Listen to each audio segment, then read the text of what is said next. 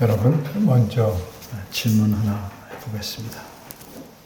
마음으로 대답해 보시기를 바랍니다. 여러분이 정말 간절히 바라는 소원이 무엇입니까? 연초에 해맞이하는 많은 사람에게 무엇을 빌었습니까? 이렇게 물어보면 대부분 가족의 건강과 행복이라고 대답합니다. 여러분 어떻습니까? 세상의 수많은 사람들이 평생토록 명예를 얻고자, 또는 권력을 얻고자, 또는 돈을 따라, 또 특별히 아름다움을 쫓아 그것을 유지하려고 몸부림치며 살아갑니다. 그런데 그리스도인으로서 여러분이 평생을 식지 않는 마음으로 간절히 소원하는 것이 있습니까? 그것이 무엇입니까? 어떤 미혼 남자가 있었습니다. 어쩔 수 없는 사정으로 집을 떠났습니다. 친척 집에 머물게 되었습니다.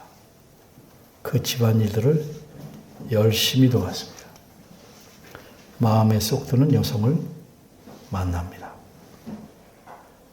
이 여인과 결혼하려면 많은 돈이 있어야 하는데 현재로는 한 푼도 없었습니다. 그런데 몇 년간 일하면 그 삭스로 결혼할 방법이 생겼습니다. 그래서 이 남자는 무려 7년을 일했는데 단 며칠처럼 짧게 7년을 보낼 수가 있었습니다. 그 이유가 무엇입니까? 성경은 말씀하기를 그 여인을 사랑했기 때문이라고 합니다. 이 남자는 그 여인을 사랑합니다.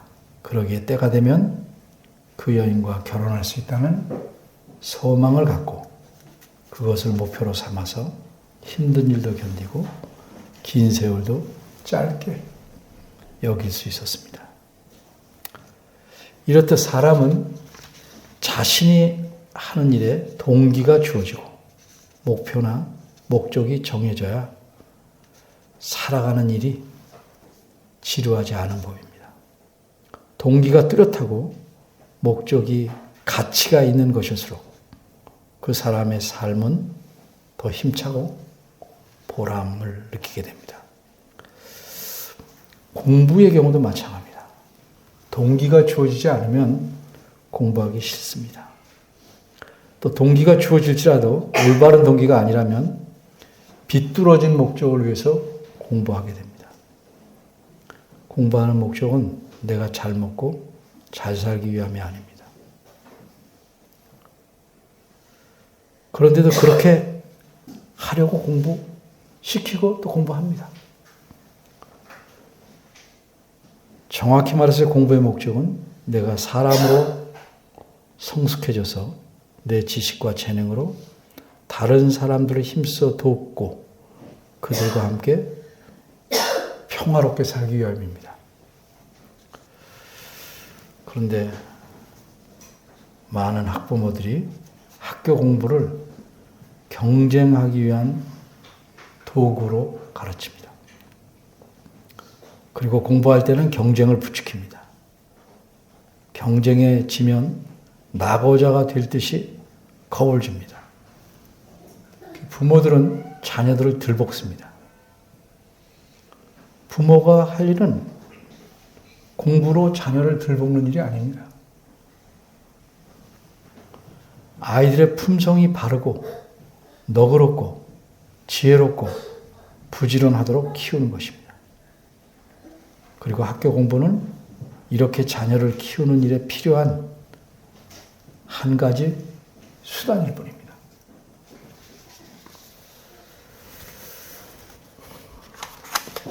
앞길이 매우 유망한 청년이 있었습니다. 그는 당시에 가장 유명한 스승 아래서 최고의 교육을 받았습니다. 그는 자신이 맡은 일은 확실하게 수행합니다. 열성적입니다. 모든 면에 탁월했습니다. 이 청년이 어느 날 갑자기 이제껏 해왔던 일을 그만둡니다. 자신이 옳다고 믿었던 것이 틀렸다는 사실을 알았기 때문입니다. 자신이 소중하게 여겼던 것들이 사실 가치가 없는 것임을 알았기 때문입니다. 그러자 그의 삶의 목표가 바뀌었습니다. 삶의 목적이 바뀌었습니다. 그래서 그는 여행을 시작합니다. 자신의 안목과 식견을 넓히려는 여행이 아니었습니다. 다니는 곳곳마다 만나는 사람들에게 무엇이 진리인가를 전하는 여행이었습니다. 누가 인류의 소망인지를 전하는 여행이었습니다. 복음을 전하는 전도 여행입니다. 가는 곳마다 대접받고 칭찬받기는커녕 비난과 학대와 모욕을 당했습니다. 죽음의 고비도 여러 번 넘겼습니다. 그런데도 한 번에 2, 3년씩 걸리는 여행을 세 차례나 합니다. 생명의 유혹을 각오하고 예수 그리스도를 전하러 여러 지방 여러 나라를 다닌 이 청년은 누구인지 여러분 잘 아실 겁니다. 그는 사도 바울입니다. 사도 바울은 예수를 믿는 사람들을 체포하러 가는 도중에 그리스도를 만나 그분을 믿게 됩니다. 그 후로 그의 삶의 목적이 바뀌었습니다. 이제까지 바울은 자기를 위해서 살았습니다. 자기 명예와 자기 출세를 위해 살았습니다. 그러나 앞으로는 그리스도를 위해서 살기로 합니다. 그리스도께서 바울의 죄 때문에 그 죄값으로 죽을 수밖에 없는 바울을 살리기 위해서 자신의 생명을 바치셨습니다. 이런 사실을 바울이 깨닫게 되었습니다.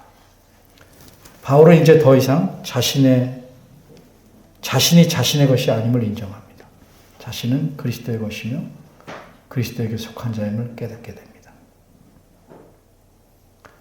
그리스도를 믿는다는 것은 그리스도를 주인으로 섬기는 겁니다. 그래서 그리스도만을 위해 사는 것이 마땅하다고 바울은 생각합니다. 그래서 그는 삶의 목적을 바꿨습니다. 여러분도 그리스도를 만났습니다. 삶의 목적이 바뀌었습니까?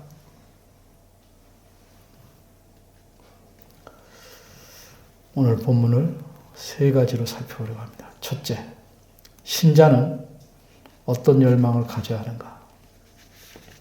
둘째, 어째서 그런 열망을 가져야 하는가? 셋째, 열망한다는 것은 어떻게 하는 것인가? 첫째입니다. 신자는 어떤 열망을 가져야 하는가? 본문 9절에서 바울은 이렇게 말씀합니다. 우리는 힘쓰느라. 맨 마지막에 있습니다. 여기서 힘쓴다는 말은 우리가 남에게 뭘 부탁할 때 힘 좀 써주세요 라는 정도의 뜻이 아닙니다. 관심을 갖고 애를 써달라는 정도의 말도 아닙니다. 이 말은 야망을 갖는다는 뜻입니다. 우리는 야망을 갖는다. 무엇이든 다 버리고 희생해서라도 자기의 욕망을 이루려고 할 때 그 사람의 욕망을 야망이라고 보통 말합니다. 그래서 야망이라는 말은 그 의미가 썩 좋지 않습니다. 하지만 야망에는 불과 같은 강한 열정이 있습니다. 이 강렬한 열정이 이기적이거나 나쁜 쪽으로 타오르면 그건 글자 그대로 야망입니다. 그러나 그것이 좋은 쪽으로 타오르면 그것은 착한 야망입니다. 그것을 가리켜 열망이라고 말할 수 있습니다. 바울은 9절에서 이렇게 말하는 겁니다. 우리는 삶의 목적으로 추구해야 할 열망을 가지고 있다. 이렇게 말하는 겁니다. 그럼 9절에서 말씀한 그 열망, 정확히 말해서 삶의 목적으로 그리스도인인 우리가 추구해야 할 열망은 무엇인가? 그것은 한마디로 주님이신 그리스도를 기쁘시게 하는 자 되는 것입니다. 바울은 이것을 신자들, 그리스도인들 모두가 가져야 할 인생의 목적이라고 제시합니다. 그리스도인은 자기를 기쁘게 하려고 살아가는 것이 아니고 오직 그리스도를 기쁘시게 하려고 사는 것이다. 그리고 이 목적을 강렬한 열정을 가지고 추구해 가야 한다. 이렇게 구절에서 말하는 겁니다. 이뿐만 아니라 이 목적을 이루려는 열망은 이 세상에 있을 때만 가져야 할 것이 아니라고 강조하고 있습니다. 이 열망은 구절에서 보는 바대로 거하든지 떠나든지 우리가 가져야 하는 것이다 이렇게 말합니다. 다시 말해서 우리가 이 세상에서 육체를 입고 살든지 죽어서 육체를 벗고 주님 앞에 가든지 어떠하든지 우리의 삶의 열망은 오직 그리스도를 기쁘시게 하는 자 되는 것이다 하는 뜻입니다. 따라서 이 열망은 그리스도인이라면 누구나 평생 지녀야 할 열망입니다. 이뿐 아니라 이 열망은 우리가 죽은 후에도 지녀야 할 영원한 열망이어야 합니다. 그런 열망이 우리 안에 있을까요? 그런 열망이 있어야 하는 줄도 모르셨습니까? 둘째, 어째서 그런 열망을 가져야 하는가? 어째서 그리스도인은 누구나 이런 열망, 즉 오직 그리스도를 기쁘시게 하는 자 되는 열망을 가져야 하는가? 사도 바울은 두 가지 이유를 말씀합니다. 첫째는 9절 맨 앞에 있는 그런 즉이라는 말에 이유가 들어있습니다. 그런 즉이라는 말은 원문의 뜻은 그러한 이유 때문에 라는 뜻입니다. 그 이유가 무엇입니까? 8절에 있는 내용을 가리킵니다.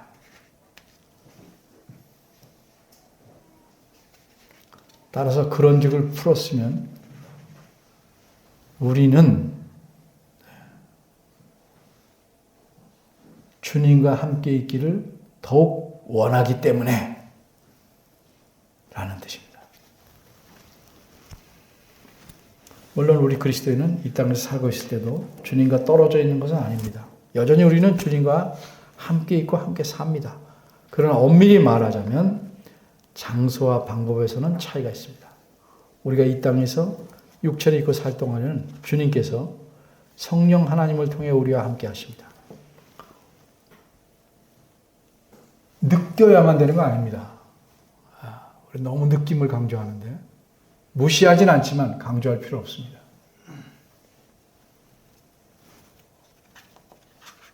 그러나 주님은 우리가 이 땅에 있는 동안 주님은 하나님 우편에 계십니다. 좀 빈약한 예를 들면 아버지가 출장을 가셔도 가족은 계속 아버지와 통화하고 대화함으로써 함께 있을 수 있지만 얼굴을 맞대고 함께 있는 것과는 차이가 있습니다. 이와 마찬가지입니다. 주님과 이 땅에서 함께 있지만 이 땅에서 함께 있는 것과 우리가 몸을 떠나서 함께 있는 것엔 그런 차이가 있습니다. 그렇지만 우리가 육체를 벗고 주님 앞에 가면 주님과 대면하여 함께 있게 됩니다. 근데 이렇게 대면해서 함께 해야 할 주님을 우리가 이 땅에서 기쁘시게 하지 않는다면 그분을 볼 낯이 있을까요? 좀 면목이 없죠.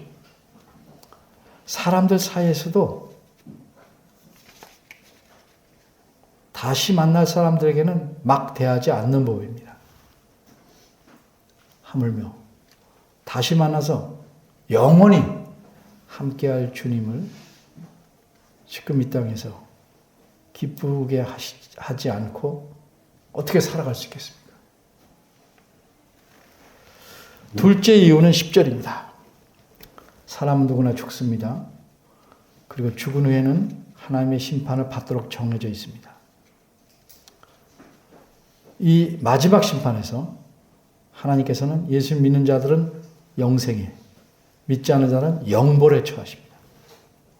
그러나 여기서 10절에서 말씀하는 심판은 예수님을 믿지 않는 자들과 함께, 모두 함께 받는 심판이 아닙니다. 이 심판은 논리적으로 말하자면 인류 전체가 받을 심판 때 믿는 자들만 특별히 받아야 될 심판입니다. 다시 말하면 우리 믿는 자들에게 주님께서 결산을 물으시는, 결산하시는 심판입니다. 우리가 구원 얻는 것은 우리의 선한 행실 때문이 아니고 오직 하나님의 은혜 때문입니다. 에베소서 2장 8절에서 분명히 말씀합니다. 그러나 하나님께서 구원이라는 은혜의 선물을 우리에게 주신 목적은 무엇입니까? 우리로 믿음에서 나오는 선한 행실을 이 땅에서 하도록 하시기 위함입니다. 따라서 이 결산의 심판은 믿는 자가 받아도 되고 안 받아도 되는 심판이 아니고 반드시 의무적으로 받을 심판입니다. 이것은 그리스도께서 믿는 사람 각자가 육체를 입고 이 땅에서 사는 동안 행한 모든 말과 사소한 말과 사소한 행위가 모든 것을 다 판단하시는 심판입니다. 위선과 감춰놓은 비밀, 마음과 생각의 은밀한 죄, 헛된 말까지 죄다 살펴보시고 행한 대로 갚으시는 심판입니다. 그래서 합당한 자에게는 상급을 주십니다. 그러나 합당치 못한 자는 부끄러움의 얼굴을 들지 못한 채 당황해야 할 것입니다. 그 사람은 구원에서 떨어지는가? 그렇지는 않습니다. 그는 불 속에서 겨우 목숨만 건지는 사람처럼, 모든 거 다 놔두고 목숨만 건지는 사람처럼 아무런 상급 없이 구원을 얻을 뿐입니다.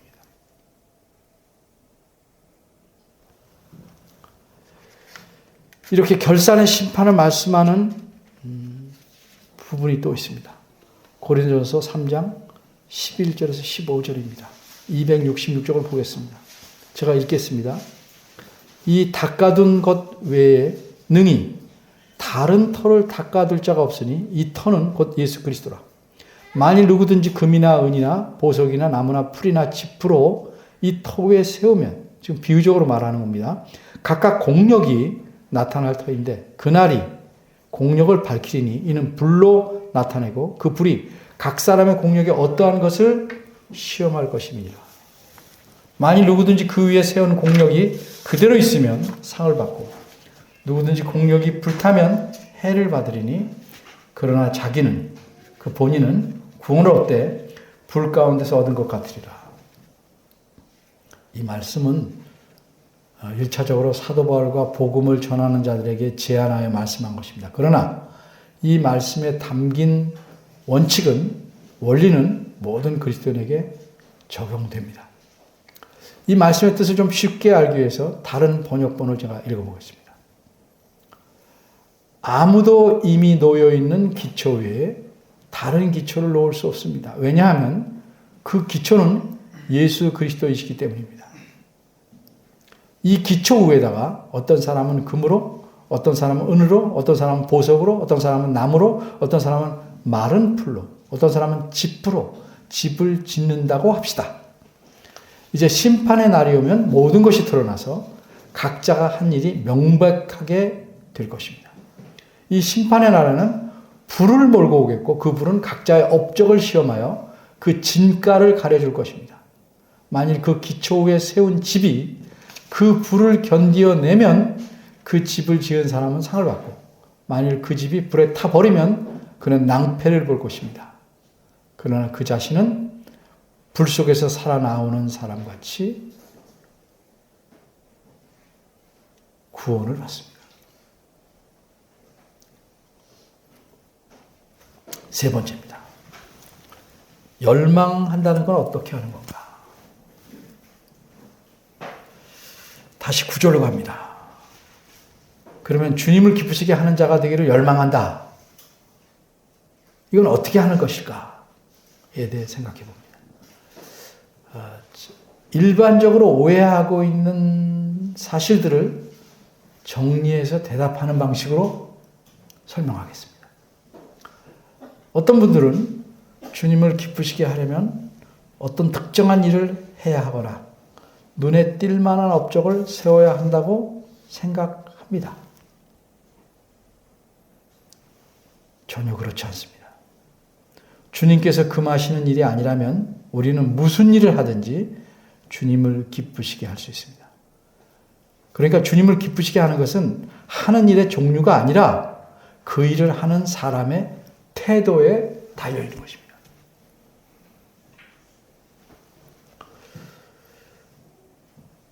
두 번째로, 어떤 분들은 주님을 기쁘시게 하려면 기쁘시게 하는 만큼 자신의 기쁨도 줄어든다고 생각합니다. 이 생각이 어떻습니까? 일부는 맞는다고 할 수 있습니다. 왜냐하면 주님을 기쁘시게 하려면 자신의 욕심을 떼어내야 하니까 힘듭니다. 기쁨이 줄지고, 육체적 기쁨, 욕정적 기쁨이 줄어들죠. 자기 욕심을 채우는 기쁨을 빼앗기게 됩니다. 그런데 자기 욕심을 채우는 기쁨은 마약을 먹는 것 같습니다. 결국 그 악한 쾌락이 자기 삶을 망칠 것입니다. 진정으로 주님을 기쁘시게 하면 자신도 기뻐집니다. 남의 불행이 내 행복이다. 이렇게 몹쓸 말이 있듯이 그런 식으로 연관해서 말하자면 결단코 주님의 기쁨은, 주님을 기쁘게 하는 건 나의 슬픔이 아닙니다. 내 기쁨이 증폭되는 겁니다. 그러니까 하지도 않고 지레 그렇게 판단해서 안 하는 사람들이 적지 않습니다. 세 번째로, 어떤 분들은 주님을 기쁘게 하는 것은 하나님 말씀을 배우는 것과 상관이 없다고 생각합니다. 매우 잘못된 생각입니다. 왜 그렇습니까? 주님을 바로 알지 못하면 주님을 기쁘게 할 수 없기 때문입니다. 주님을 올바로 더 깊게 알아갈수록 주님을 더 기쁘시게 할 수 있습니다. 그런데 그렇게 하려면 오직 하나님 말씀인 성경 말씀을 읽고 배우고 깨달아야만 되는 것입니다.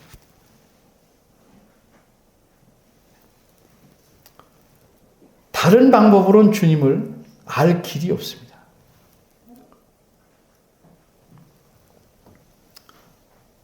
하나님 말씀 바르게 깊이 알아가는 것 자체가, 그리고 그 자체가 주님을 기쁘시게 하는 일입니다. 그러기에 주님을 기쁘시게 하는 자가 되기를 열망하는 사람은 결단코 성경 말씀 배우기를 게을리할 수 없습니다. 부모님들이 공부를 열심히 성실히 하는 자녀를 기뻐하듯이, 성적이 좋아야 기뻐하는 거 말하는 거 아니에요. 공부하는 것 자체를 열심히 성실히 하는 걸 기뻐하듯이 주님께서도 자기 자녀들이 하나님 말씀을 부지런히 배우는 것을 매우 기뻐하십니다. 마지막으로, 열망한다는 것은 뜨거운 마음만 갖는 것으로 부족합니다. 마음은 원이로되 이런 소리 하지 마십시오.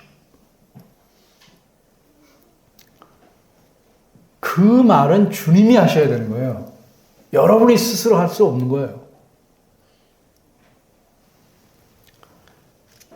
주님을 기쁘시게 하려면 마음만은 안 되고 실제로 하나님 말씀대로 행해야 됩니다. 하나님 말씀의 글자를 기계적으로 지키는 게 아니고 그 말씀으로 하신 하나님의 의도를 바르게 이해해서 순종해야 합니다. 하기 싫은데 억지로 하는 사람은 기계적으로 하죠.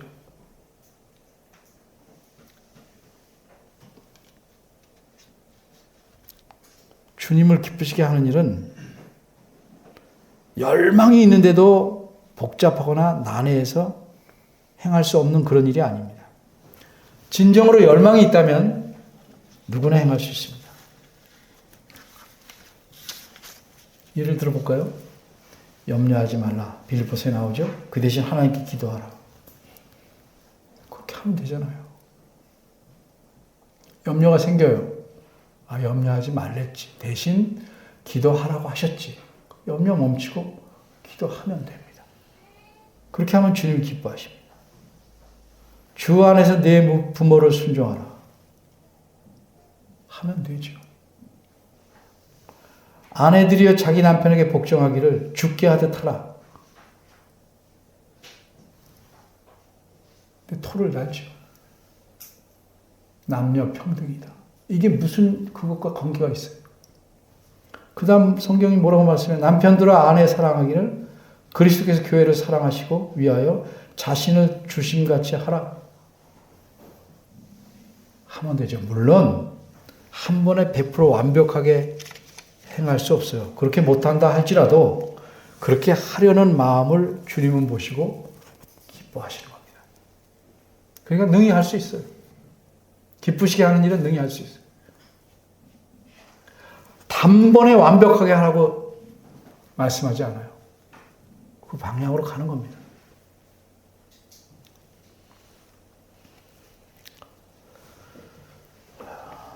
마무리하겠습니다. 우리가 알고 믿는 바대로 주님은 우리 삶과 생활의 모든 구석을 다 아시고 다 다스리십니다. 그러기에 우리는 우리 삶의 모든 면에서 주님이 원하시는 태도와 우리가 행하는 일을 통해서 주님을 기쁘시게 할 수 있습니다. 작은 일, 큰 일 없습니다. 그건 사람이 구분 짓는 거예요. 그러니까 진짜 문제는 우리에게 주님을 기쁘시게 할 능력이 있느냐 없느냐가 아니에요. 주님을 기쁘시게 하려는 열망이 내 안에 있느냐 하는 겁니다. 그런 동기, 목적, 열망이 없으면 예수님 믿는 생활은 매우 지루합니다. 얼마나 지루하겠어요.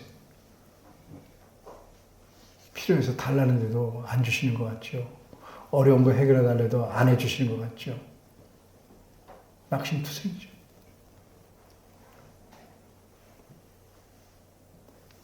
예배하고 교회 나오는 신앙생활 하는 게 뭐예요? 그러니까 어떻게 내려가요? 벌 받을까 봐 두려워서. 우리 집에 무슨 문제 생길까 봐 두려워서. 그렇게 생각함으로써 하나님을 우상처럼 여기는 겁니다. 우상의 수준으로 맞추는 겁니다. 아주 째째하고 못된 하나님으로 만드는 겁니다.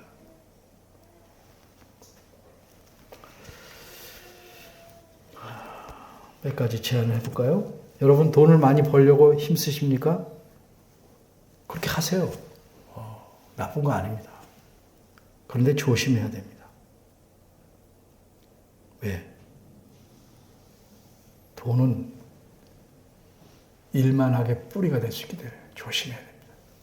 33세에 백만장자가 되고 43세에 세계에서 가장 큰 회사를 가졌고 또 10년 후인 53세에는 세상에서 제일 가는 부자가 되어 가만히 앉았어도 한 주일에 그 당시 100만 달러씩 벌어들이는 사람이 있습니다. 누군지 짐작하시죠? 미국의 갑부 락펠러입니다. 근데 그가 생각이 바뀌어요. 그래서 자기 재산을 여러 좋은 일에 나눠 쓰게 됩니다. 근데 그렇게 나눠 쓰게 하는데도 수년이 걸렸다고 합니다. 그렇게 재산이 많고 또 꼼꼼하게 바르게 써야 되니까. 근데 그렇게 한 이유는 그 사람이 왜 생각이 변화가 왔냐? 부자로 내가 죽는다는 것은 부끄러운 일이다. 이렇게 생각했기 때문이라고 합니다.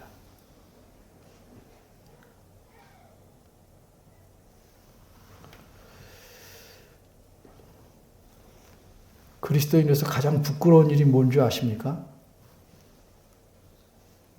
주님을 기쁘시게 하려는 열망이 없이 인생을 살아가는 것. 가장 부끄러운 일입니다.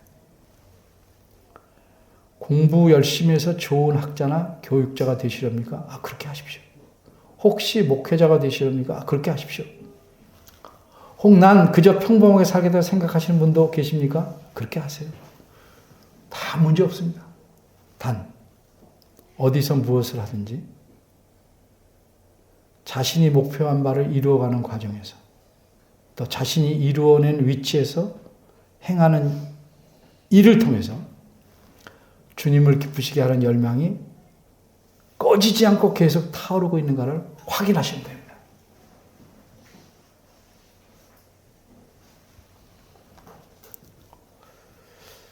인생을 활기차고 보람있게 사시길 바라십니까? 그런데 그렇지 못한 이유가 뭘까요? 그렇게 사는 방법은 주님을 기쁘시게 하는 열망을 갖고 살면 됩니다. 야곱이 7년을 수일처럼 보냈듯이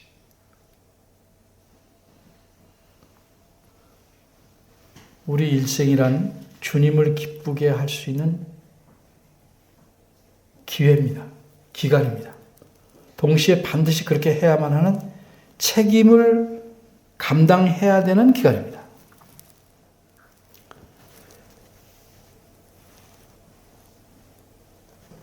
이 다음에 우리가 모두 주님을 뵐 때 볼 면목이 없어 고개를 푹 숙이게 되거나 당황하는 일이 없이 주님을 만나 뵙기를 바랍니다. 우리 모두 우리를 환하게 웃으시며 맞이하시는 주님을 뵙는 사람들이 되기를 바랍니다. 주님을 기쁘시게 하는 자로 살아가는 열망을 며칠간이 아니고 평생 품으시고 감사하며 사시길 바랍니다. 삶이 달라질 것입니다. 기도하겠습니다. 은혜로우신 하나님, 우리가 마음에 무엇을 품고 사는지 돌아보는 시간을 가졌습니다. 주님께서 우리에게 원하는 것이 무엇인지를 살펴보는 시간을 가졌습니다. 주의 말씀을 통해서 우리의 삶의 목적과 목표가 바뀌어야 되는데도 그러지 못한 부분이 있다면 깨닫게 하시고 고치게 하시고 열망을 품을 수 있도록 도와주시옵소서. 예수님 이름으로 기도합니다. 아멘.